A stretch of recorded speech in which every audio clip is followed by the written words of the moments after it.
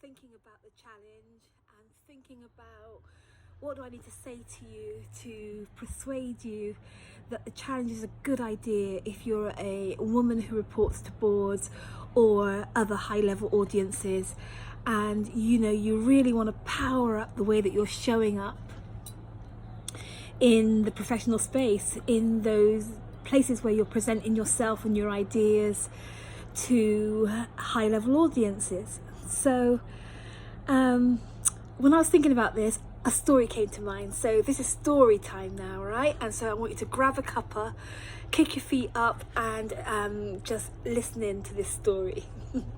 So when I was young, well, not even just when I was young, I loved to dance. I mean, I really love to dance. I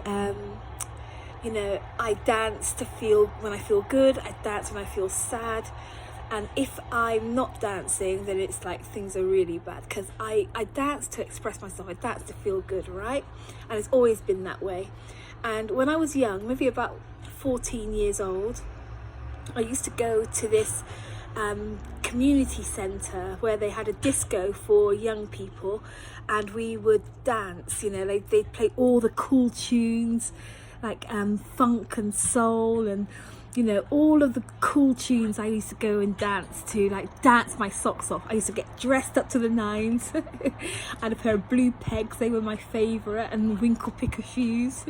And we used to get really dressed up, and I used to go and go with my sister, and we'd dance our hearts out to all the latest tracks on a Saturday afternoon. Well, one Saturday, I love to dance, but I'm not a great dancer, right? So it feels good, but it doesn't necessarily look good. So anyway, we go to this place. It was called Trinity. So we went to Trinity on the Saturday afternoon, and this particular Saturday, Sherry Eugene, one of the local celebrities who was part of the committee that put this disco on for the youngsters, came up to me and she said, "Dion," she said, "we're having a competition today, a dancing competition. I see how much you love to dance. I see how, you just love to express yourself with moves. So we want you to take part in the competition." And I said, "Nah, Sherry, I don't think so." I know, I love to dance, you're right, but, I know my limits. I know that I'm not a public dancer. I know that I'm not supposed to be on that stage or in any kind of competition, so no thank you. And she said, "Oh, go on," she said, "I'm on the panel."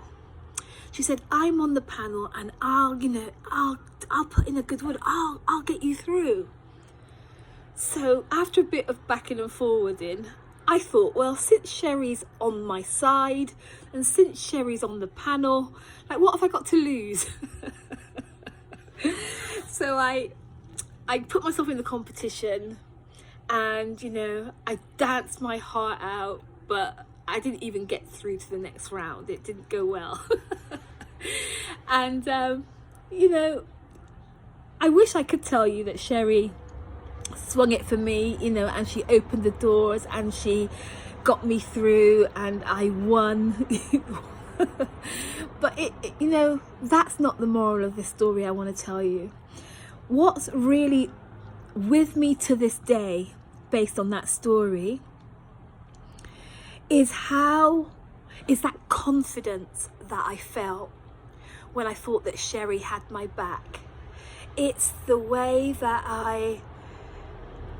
it was just a noticeable difference when I put myself forward for something that I wouldn't usually have put myself forward for, or when I stretched myself, when I went further than I ever thought I would, when I did something that I didn't think I could, because of that promise that somebody had my back, that promise that there was somebody in my corner rooting for me, somebody influential enough to open doors, somebody who could sponsor me, somebody who could speak for me, somebody who could back me, somebody who had my back. And honestly, the difference between me hearing about a dance competition and thinking nah, and me having that conversation with Sherry Eugene, was colossal. I felt different because of her backing me. And I've seen it over and over again. This is why I want to tell you the story, because I've seen it over and over again about how lonely it is in leadership when we don't feel like we've got anybody standing with us, backing us, in our corner, cheering us on. It's not like, it doesn't even have to be that, you need someone who can make things happen. Sponsors are good. Making things happen, people who can make things happen are good. But there's just something very powerful about having somebody in your corner. Like, you can make things happen. You can go further than you ever been just because you have someone. And that's what these 5 days are. A lot of people say, don't like Facebook, don't want to go to the challenge because it's on Facebook. I'd much rather a Zoom room where you can see people and interact. And I understand all of that. But let me tell you what I've seen on this challenge. That real relationships are forged through the challenge model. Real connections, real sisterhood happens. I don't know how to explain it, except to say that people comment on every single cohort of the Prepare to be Powerful 5-day challenge that I run, just how beautiful and powerful it is to simply have the backing of a sisterhood, a community of women, like-minded women, without their masks, being honest, being relational, being vulnerable, being present and in our corner. We back each other on the challenge, and it's such a beautiful experience. So yeah, I didn't win the cup for the dancing competition, but I went further than I would have ever gone on my own. And I think it's the same for you, In fact, I want to make it a promise of the challenge. If you come and join us for these 5 days, the link is somewhere around this video. If you come and join us for these 5 days, you're going to feel support like you've not felt it in a while. Maybe never felt it. Because we really care. We want to see you for real. We want to hear you for real. We want to connect with you for real. And that's a promise of the challenge.